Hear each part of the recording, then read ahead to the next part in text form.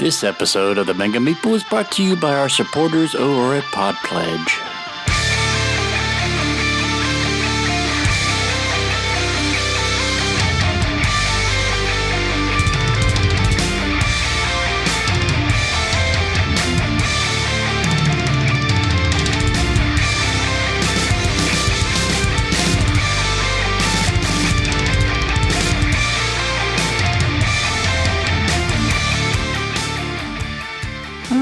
Welcome back to the Mega Meeple, the show all about gamers and the games that bring them together. This is episode 42, and this is a bit of a diversion of what we usually do. This episode is going to be, the entire thing is going to be the interview with the gang over at Academy Games. That's Uwe Gunter Eickert, talking about their wildly successful Kickstarter, Agents of Mayhem, Pride of Babylon. Now, rather than editing it down to maybe 20 or so minutes, I decided to include the entire, or most of the interview, because I think it'd be really fascinating and interesting to hear just the history of Academy Games with their military training video games and historic teaching games, and how the Apollo Games division started that now brought us Agents of Mayhem based on the video game. Without any further ado, let's go to Uwe and Gunter with Academy Games.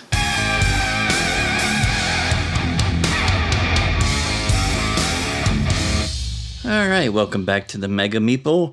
And we have two guests with us this episode. From Academy Games, we have, and let's see if I still remember the pronunciation of it, Uwe and Gunter Eickert. Is that right? Man, that's perfect. All right. Yeah, sounds. My dad can't even pronounce it that right. Okay. Don't ask me to repeat it a second time. I don't want to push my luck. But how are you guys doing? Oh, it's a great day. You know, it's. I was just telling Gunter the other day, it's been so cold, so warm, so cold. And now it's like 34, and it feels so nice and warm again. So It's a great day, and it's a Friday. Yeah. And it's looking forward to the weekend. You got any gamings going on in the this weekend? Thomas, please. Yeah, I think we have some things that are keeping us busy right now. Yeah, but come on, we have to work all weekend.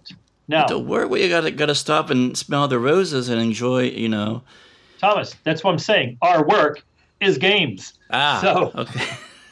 it's we have to do some additional play testing for our game that we're coming out with, and some other things, and we're putting together some really neat items. I mean, we have several groups working here, several teams, and one team is finishing off one of our military war games, so we have to look at that. Then we have another team working another game, so it's always fun here. Okay, that's good. That's good. If you get a job that doing what you like, you never have to work another day in your life. So, but that's right. We don't get enough sleep, that's for sure. But and vacations always seem to coincide with conventions. Yeah, that's true. That's true. Well, anyway, you guys, first of all, congratulations on a successful Kickstarter. We have the game Agents of Mayhem, Pride of Babylon. Yes, sir. It's the first in the Agents of Mayhem series of games, and Pride of Babylon series of board games. Yes, have to specify that. And it's the first one, Pride of Babylon. We can talk about that a little later. But we're very excited about it, and I think people are going to be very surprised because it does take a lot of the components of what we're very good at, which is making very good tactical games, and then putting on some very, very unique campaign and storyline elements, which really haven't been seen in board games before. So we're very excited about that. That's one of the main things that has made this project so exciting, but also very tough, is that there's not a lot of games we can say, like, if you like this game, this has similar features. Because there's some features that we have not ourselves found games that play like it. Yeah, that's true, and we'll put links to all the things that we'll be discussing in this episode in the show notes. But yeah, we would go to see how different this game looks. But first, I want to talk about you guys specifically. How did you get involved and get started in gaming? Well, I had a few businesses. We all the way from heavy tool manufacturing, our Eickert scissor lines for high-end hair cutting shears. Many people, all your hairstylist wargamers out there will know our shears. Then we made high cutter, speed cutting tools, all kinds of cool stuff. Then we also had another business in internet. We had a very successful internet gambling site that sold to a very big company. Our distribution businesses into the beauty industries were sold like to Jardin. So we've had a lot of experience making tools, cutting bits. We made with the military. We worked on military weapon items. And then when we sold that about 10 years ago, I finished off my master's in mergers, acquisitions, and in corporate valuations. Gunter was finishing off his master's, or working on his master's at the time. He's a mechanical engineer and biology specialist for, well, you can say what you are because... Well, I'm a biomedical engineer. Biomedical engineer, and you specialize in DNA manipulation, things like that. Oh, wow. And we then were working with some of our old military contacts, and they said, Uwe, Gunter, why don't you guys come up with a good tactical training game that will teach lieutenants, captains, majors good tactical and strategic processes and procedures. So we worked on that and came up with our Conflict of Heroes, which is a very quick playing game. You can teach anybody in under 5 minutes, but it teaches overall battlefield and tactics strategy. One of the big challenges today in the military is that a lot of the younger people, they're coming in and they're playing first-person shooters. And they're very good at first-person shooter, which means they can react very quickly and make quick decisions on a squad level. But as soon as you start going up in ranks and you have to start seeing a broader viewpoint of the battle, that is where there's lacking. And so they need to learn that they don't just look at a battlefield and a battle situation from a very regional or restricted telescopic type of viewpoint, because things can be going to shit right where they are, and you don't want them reacting based on that without taking the broader scope of theater into account. So they may have a schwerpunkt of attack coming at them at their point of the battle, or have it very, very light contact, and there may be a hill, and they're looking at the situation with today's modern intelligence. Usually they have a good idea of what the enemy should have in scope of not only battle strength, but also logistical capabilities. And they need to be able to make decisions based on this. And a lot of them do not have that. Just doing live training exercises does not allow you to develop the critical thinking that is required to really to be able to make very advanced and very not only sound military decisions, but also maybe a little off center, because it's fine. We have so many thousands of leadership going through, but if they have to be trained so that the commanders know how their subordinates are going to react in any battle situation. But you also have to be able to react and think a little bit outside of the box when situations hit you that may be either black swan situations or items that are not standard military encounters. But what's important is that we managed to put together make a game that teaches us sort of critical thinking and decision and planning and make it into a board game that's really fun to play. Right. So it and very easy. Good balance between people who aren't interested in military stuff enjoy the board game because it's quick playing, it's easy to learn, and then people who want to learn military tactics, they might not be board gamers, but this game is fun, so they actually enjoy playing it and enjoy learning about the tactics, and it's easy, so pretty much anybody can learn it. Yeah, you can teach an 8-year-old almost quicker than an adult. No, for sure.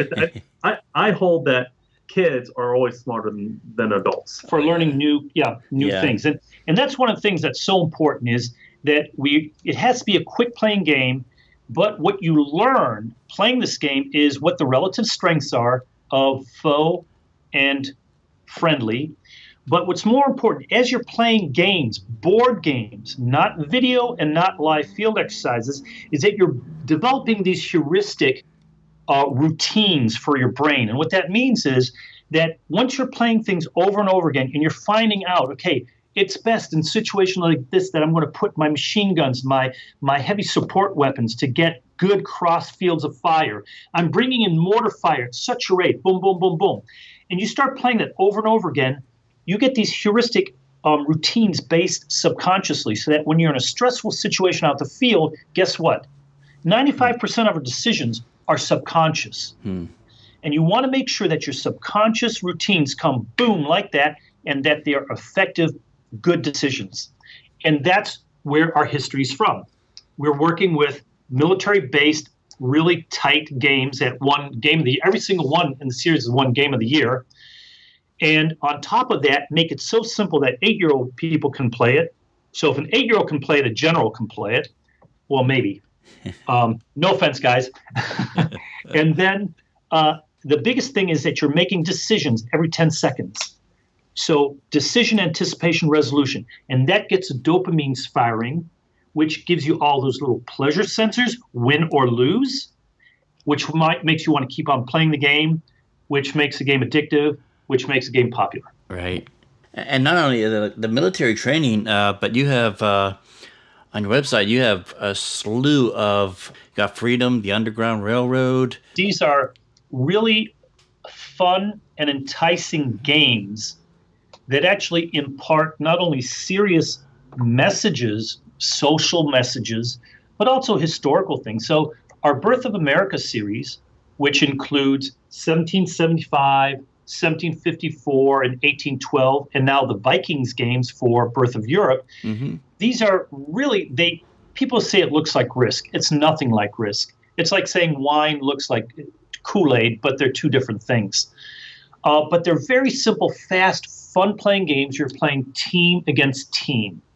So it's not me against everybody. It's my team. We're talking, we're debating, we're making decisions against opponents. Fast-playing games that go from an hour to maybe an hour and a half. But guess what? You're learning about history. Right. And then like our Freedom Underground Railroad, where we're exploring the abolitionist movements between 1800 and 1860, which was just last week in the Wall Street Journal. They highlighted it in the Wall Street Journal, saying it's the game for learning with team play, cooperative, learning about history and getting something out of a game, which is an incredible gaming experience. But then you come out of it just having learned a lot. So that's our real goals when we're publishing games. We just don't want to throw fluff games out. Our games, we want people to gain something out of it, and especially for kids in schools, because in any situation or society where you have any type of issues from the standpoint of social issues, racial issues, you can have kids that are coming from a biased or racial biased household. And if they're playing a game where they're playing with others, you're playing abolitionist forces together, co-op against the game. And the game are the slave forces, the laws, the organization, the money that was for keeping the slavery. And kids and even adults playing this game, anytime you play a game and you're trying to win with a group, trying to do something, you're taking on that role. And by taking on that role, you're actually taking positive right slants and outlooks to life that really, if the game is done correctly, will give positive social outcomes. And a lot of people have preconceptions about history. There's things that they just assume is the way it is because they've either never heard it differently or it just makes sense to them. And one of the most obvious examples in freedom is that the North was against slavery and the South was for slavery. So, of course, the abolitionist movement started in the North. No, it actually started in the South in the early 1800s with the evangelical Christians who actually saw how terrible slavery was and what it was doing. And so they were the ones who actually started the anti-slavery movement. And it wasn't until the 50s that the North started to drum up support for the idea. Until then, they had been just as more for the slavery than the people in the South who were trying to push against it. Yes, a majority. And what we're trying to say there is you had the Quakers, you had so many good movements in the North going on. But in general, the whole humanist movement and everything, really, the impetus started in the South. Even the people north, they just did not have the direct exposure Correct. that the people in that South had. And that's where we have books even for these games, not even written by us, but by educational companies like Rosen Publication that have a week's lesson plan for teachers in high schools, junior high, and homeschools, and even colleges are using it, that bring these questions to light. And you get a discussion going. Why would the North not want free slaves as much as the South? Well, the North was very industrialized, had the huge Irish movements coming in who were taking all the low-paying jobs. Now, the political pressure at the time of, if you free the slaves, what is that going to do to the job market in the North? So we try to explore this a little and try to even put it into nowadays in terms of what's going on today in society. And once you start discussing and really finding out what happened, all the great people who really pushed for the abolitionist movement, the ending of slavery, that is our goal. In today's society, it seems like a lot of people are just looking for something to be offended about. I'm sure they could look at that game and say, "Oh, you're glorifying slavery" or something. Obviously, they didn't actually bother to play the game or even look into it beyond their knee-jerk reaction. But it's a historical event. That was a big problem for us at first because people didn't understand what the game was about, that the players are playing the abolitionist forces. You're trying to change the laws, trying to get the money because it costs a lot of money to the whole, even helping the slaves move and even discussing what the slaves did on their own, because it is just so hard for most people even to imagine that you're born into a social position where you don't see more than 5 square miles of this world. And from a toddler on, you're told by someone what to do. And for these people, then you're not as good as other people. Yeah, and right. you if you do the wrong thing or squeak the wrong word, you're whipped or even killed or maimed. And that these people then had the energy and the insight and the bravery and emotional fortitude to say, I'm just going to go thousands of miles north towards Canada or south towards Mexico and risk everything.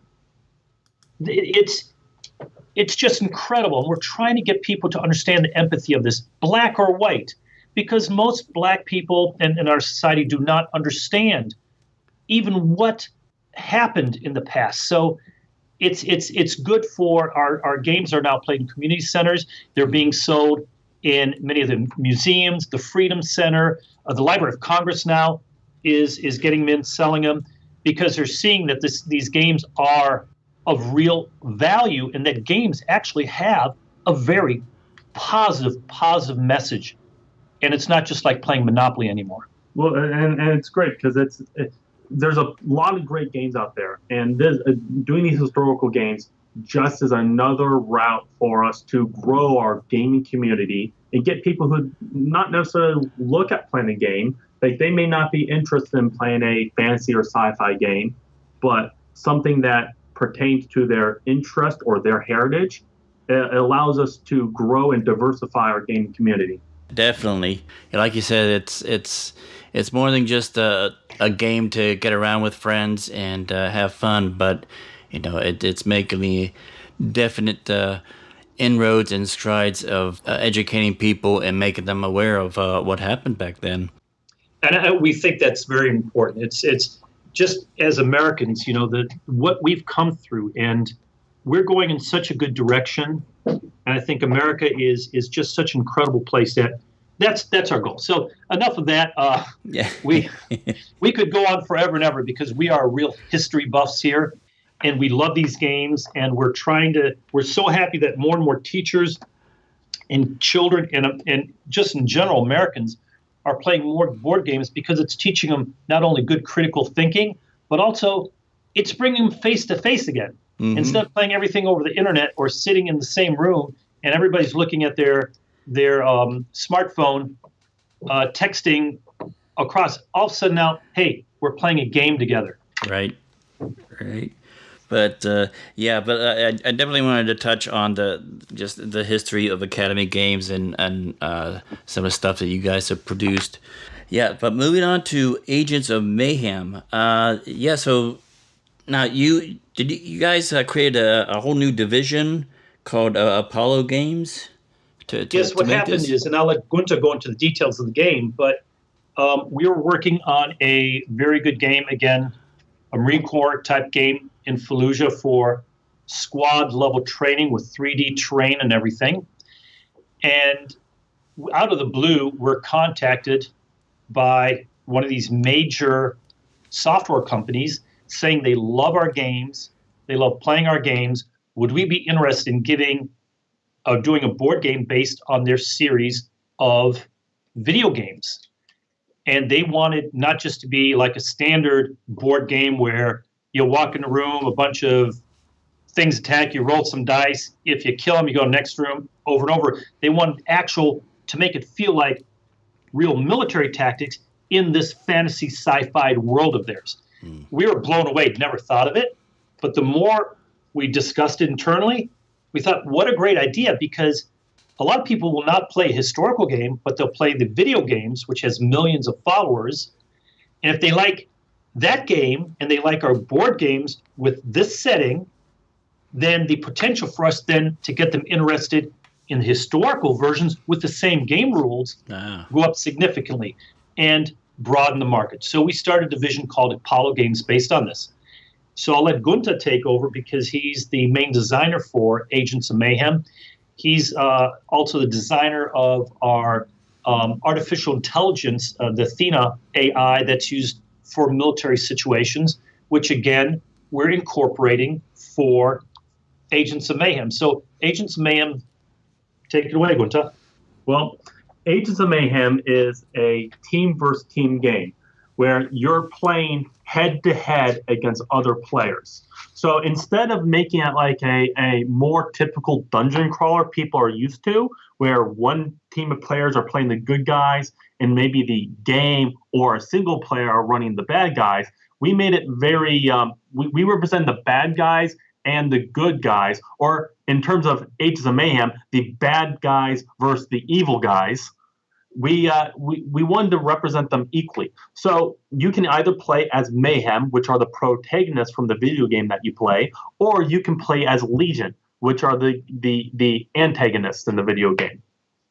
And you will control a team of characters. And each of these characters has their own double-layered unit board, meaning it's similar to the kind of unit boards you'll find in games like Scythe, where there's a printed layer and then there's another printed layer on top of it with wells where we can put cubes and cards and really play around with some good, cool presentation and game mechanics with that.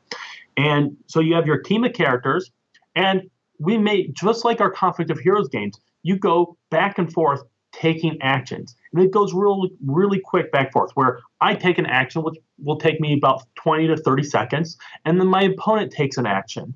And so you're never waiting around for very long until you're doing something again. And that keeps players engaged. Now, the point of the game is that we try to make it very very varied. We make it an objective-based system. So instead of just a condition of who kills the most guys or who is the last one standing, that's usually not the point of a conflict. There's a reason why they're in conflict. And so we focus on those objectives. You might have to hack into something to gain information on a Legion base that's putting out these nano robots that are messing with the city. Or you might need to go and acquire a rare resource to power your next doomsday device. And so we focus on why are they fighting, and when you complete an objective, you will achieve victory points. So it's a victory point-based system that you get the victory points by achieving objectives.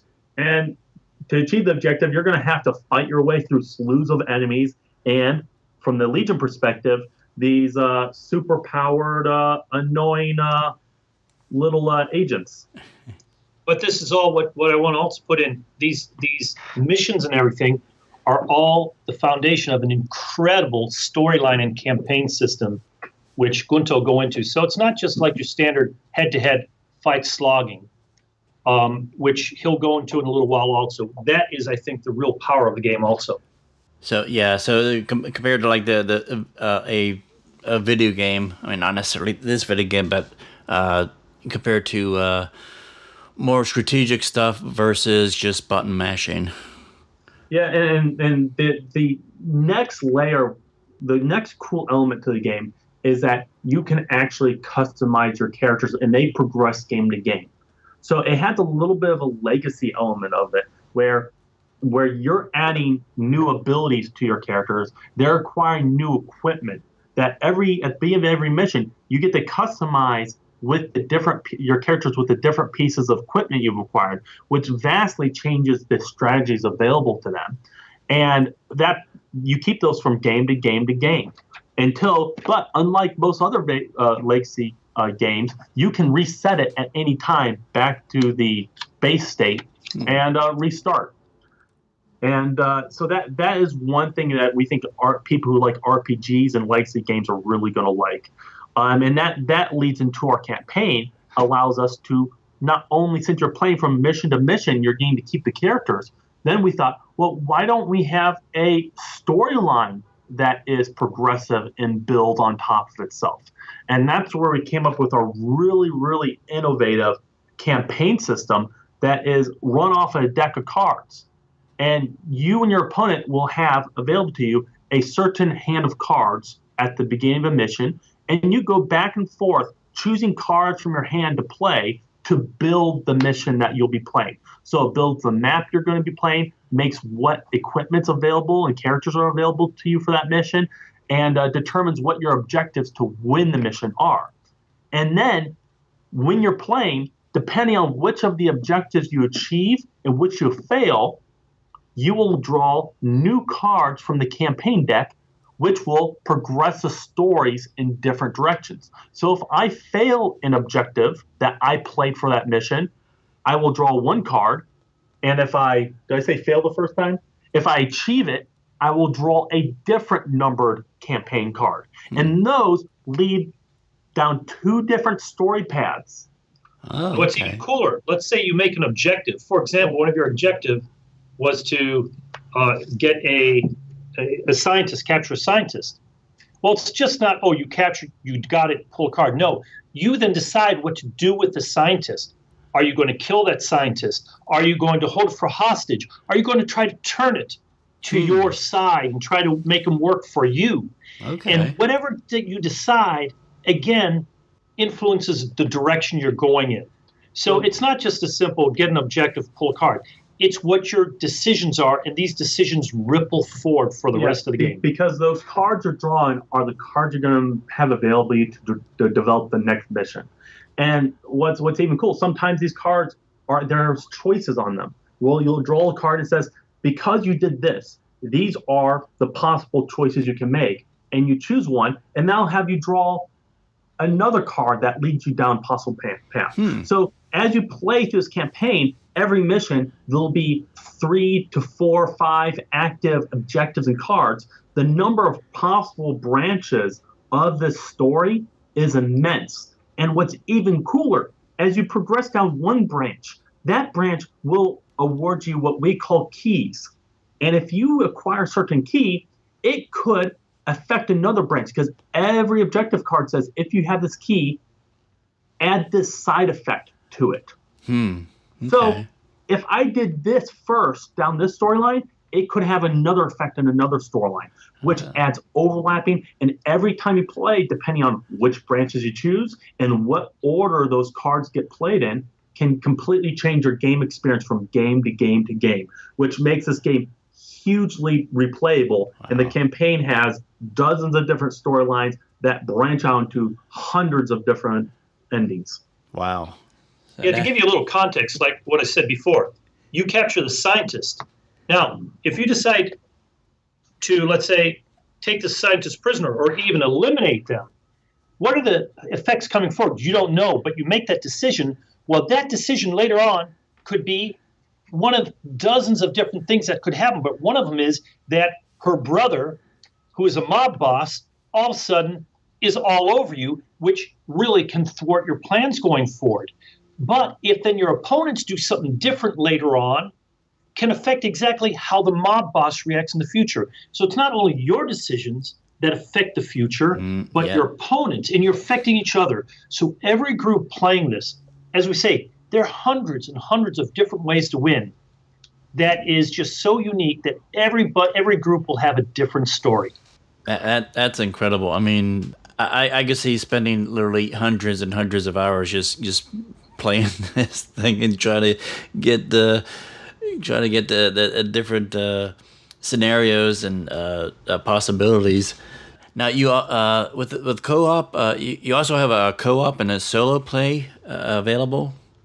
Yeah, so we're taking all of our experience making artificial intelligence for our Conflict of Heroes system, and since that is a very similar kind of game to this Agents of Mayhem, you're controlling elements going quick back and forth, taking actions with single characters at a time. We're able to use that really robust AI system that's simple to play with the Agents of Mayhem.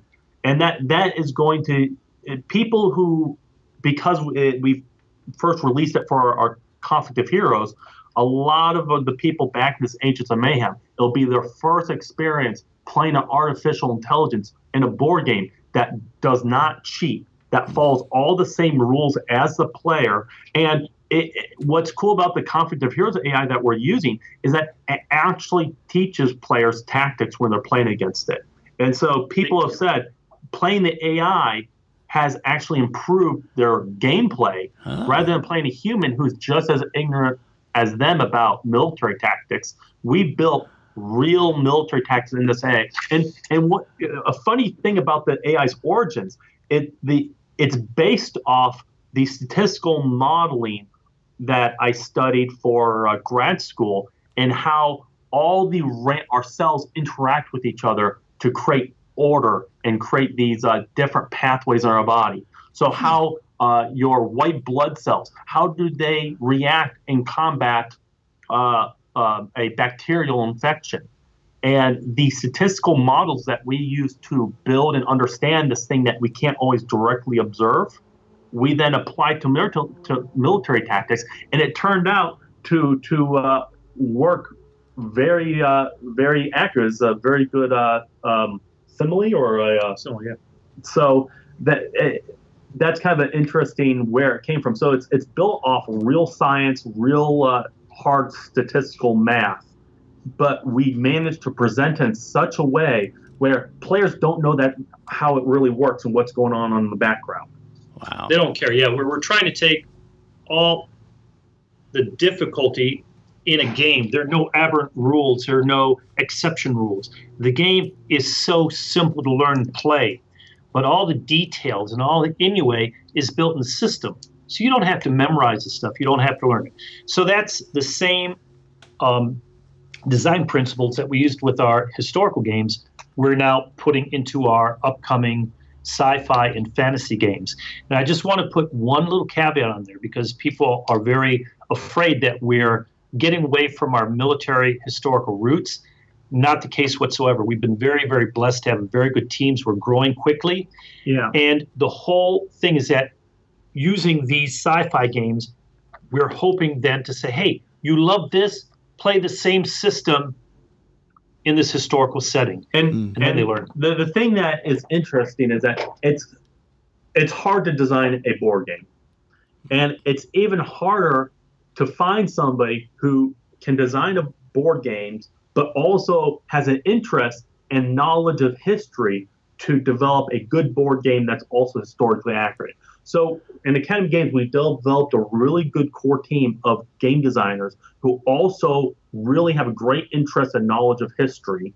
And then we've been able to add non-historical designers to our team, and they are the ones who are focusing on the Apollo games, taking our historical engines and vice versa. Wow, okay. And when we say designing board games, we're talking about designing game engines. Because a lot of people think that it takes a lot more programming and thought and effort to create a video game. But it's actually the opposite. You have to be a little more creative designing a board game because we have to get the dopamine firing in your brain. We have to use in a computer game, the user interface and all the math and calculations are run by the computer. But in a board game, the board game is an interface and the computer is the player.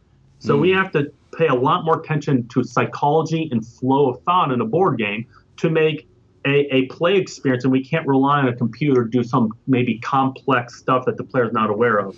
We have to use the player as the computer. Okay. And on top of that, which is even more important, is that the emotional triggers, we don't have the sound and the movement and the bright light coming at you to get your dopamine popping. So we have to get that dopamine cycle running through player interaction and what we call choices. And the dopamine cycle, which is make a decision, anticipation, and resolution.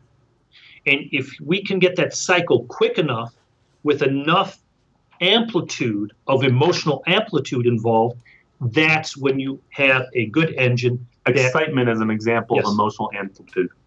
So that's where the very key thing is, where we've been very successful. And I think like 80% of our games that we've done since the beginning have won in their category Game of the Year. Yeah. So it's we've been very lucky to have a very, very good team. We're a bunch of nerds here, unfortunately, but most of us are engineers, biomechanical engineers, or biology people. That's cool. Well, and the funny thing is people come, we have military people visiting us, and they're going, oh, hey, we say, let's come on over, we'll game. And they come, they're expecting to play military games. We play Pathfinder, and we play a lot of Euro games. A lot of Euro games and stuff like that. We don't play military games, per se. We love the role-playing games. We're the old D&D crowd from way back when. So that's where we gain a lot of our experience that maybe other historical-based systems didn't have before. They're trying to make this big historical simulation where we're trying to teach relative sides, how they relate to each other, and then let's get something going where it's face-to-face and your internal, you're getting this addictiveness going, so your brain's firing. Sometimes a true simulation and a one representation of everything actually does not teach the true emotional feel and thinking that was going on at the time. So that's again something that comes from our background in terms of modeling complex systems in a way that humans can understand. We apply the same type of methods used in that science to board games. Because let's be honest, wars and historical struggles are usually not that simple in terms of why they happen, how they happen, and how they resolve. There's not just one reason why. There wasn't just one influencer. There was all these different things come together, and you can't present them all at once to somebody. It'll be overloading. So you have to do it in pieces, and you have to focus on the most important parts and make people aware of how you're presenting it to them. Yeah. And I know we're kind of just rambling here because we really get excited about what we're talking about. But I'll just keep on going. So I'm sorry. If you have anything, just interrupt us because we love games. But another big thing for us is we have to also try to stay very neutral because we all grow up in a society where we're biased. It's us against them. It can be your local football team against a town just 15 miles away or country to country. And so in order for people to learn stuff, we have to try to show it as neutral as possible and try to not say this is the bad guys and we're the good guys. Say this is what's happened. This is what they believe. This is what we believe. And this is where this turmoil is coming from. Because if we can understand our opponent, and understanding is a first step to conversation, which is then the first step to peace. And people rarely, people really rarely think they're the bad guys. It's only history that determines who the bad guys were and who the good guys were. And understanding why people were fighting is a huge challenge in presenting historical games. And it's always understanding is a first step to peace. Well, and to preventing the same things that led to those conflicts. Yep. Right. And one last thing I want to touch upon that I think was really, really cool about your campaign, and it's something that I wish actually more games would do this, is you have a family-friendly deck, replacement cards for called the more adult or PG-13 rated cards. You could just replace them with these family-friendly decks or cards to open the game up to more family-oriented gaming times.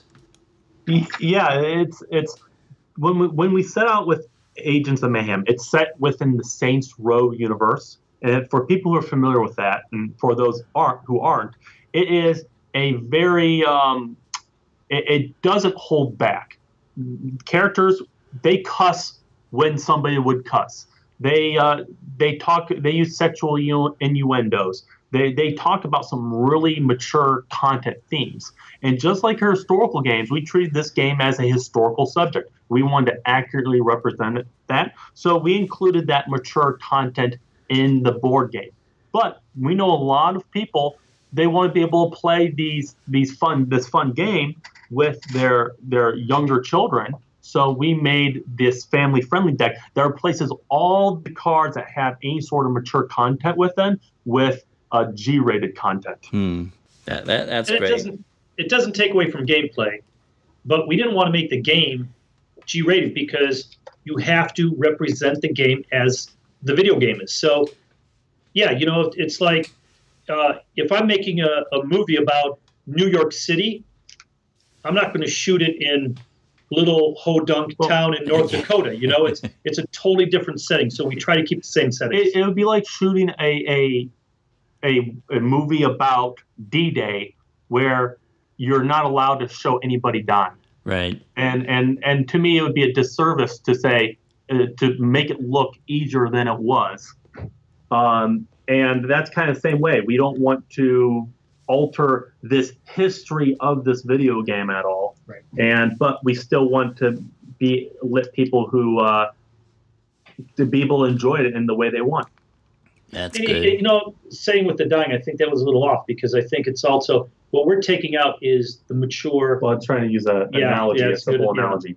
But it's some of the characters are known for cursing and everything, and so we're just taking the cursing. They curse and the thing is that they curse when it's appropriate to curse. Right. It's like the character gets shot.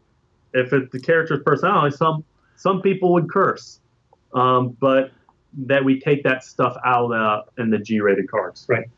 Well, and even our miniatures. I mean, one of our main miniatures, Hardtack, he's sitting there with his teleharpoon ready to throw it, and he's just looking at you with his stare, and his front left arm, he's sticking out at you with his middle finger up. Well, that's been designed, and what we tell people, for the family-friendly. It's been designed so you can go in with some snippers, with some nail cuticle cutters, nail clippers, and cut that off. So now it looks like he's doing a fist. So we're really thinking our way through this to make it true to the feel. The people are having fun, love the video game, love the whole humor that is in this game. Oh, yeah, there's a lot of humor. That's something we have not touched on. This is not just a dry fantasy or sci-fi with a sci-fi theme. There is a ton of humor in it. You won't just be trying to defeat your enemy. In a mission, you might be trying to humiliate them by defeating them with environmental damage and having them fall off of buildings instead. Tell them like the Hollywood storyline with his movies. Or Hollywood, for example, one mission. Hollywood's one of the Mayhem characters, one of the good guys, who's a big movie star. Well, and he was a B-rated movie star, but he was he's the face of Mayhem. He's a charismatic one in the party. He's the one who speaks to the press. Well, one of his embarrassing early works is being threatened to be linked by one of his former disgruntled fans. So in one of the missions, you have to get that early work back. We'll tell him why there's a family-friendly version. Because his early work, he became famous doing really cheesy, D-rated porn movies.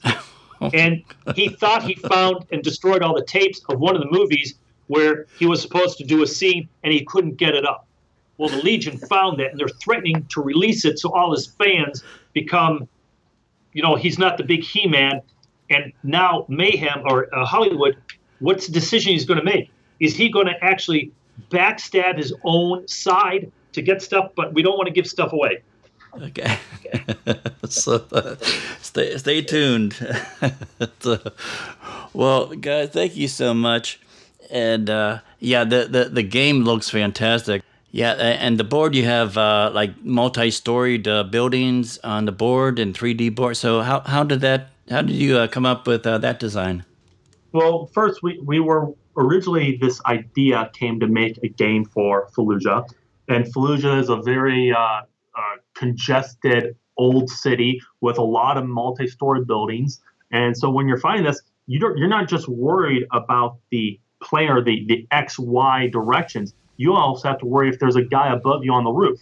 And so we started trying to come up with ways to tackle that problem, and we brought that over to Agents of Mayhem so that the board is made up of these modular tiles, and each tile has a multi-level building on it, where each level is held up by these 4 plastic posts. And so you adds a whole new level of strategy to the game where you have to take an elevation into account.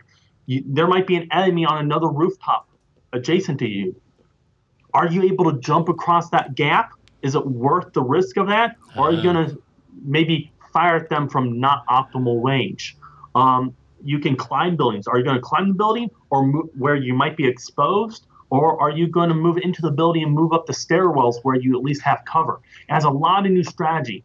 And what's really cool is that we came up with this fantastic, innovative locking mechanisms for these plastic posts, where just with a 180-degree turn, they lock tight where the buildings are really secure and stable. They don't wobble around, but it's really easy to take apart because during the game, as you're attacking each other and completing objectives and accidentally tripping explosives, you're causing damage to the buildings. And once the building receives enough damage, it actually gets destroyed. And so the tiles are double-sided where you can flip them to the destroyed side. So every building is fully destructible, and which adds a whole other layer. If there's an enemy in the building, you can either go in and storm the building, ignore it, or you can say, hey, I'm not going to go in there. I'm just going to launch a few grenades in to destroy the building and collapse it around them.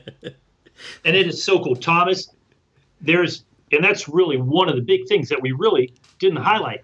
You're playing board games, it's a board game, but all of a sudden now you're facing your opponents across not only a table, but this full 3-dimensional structures, this whole cityscape.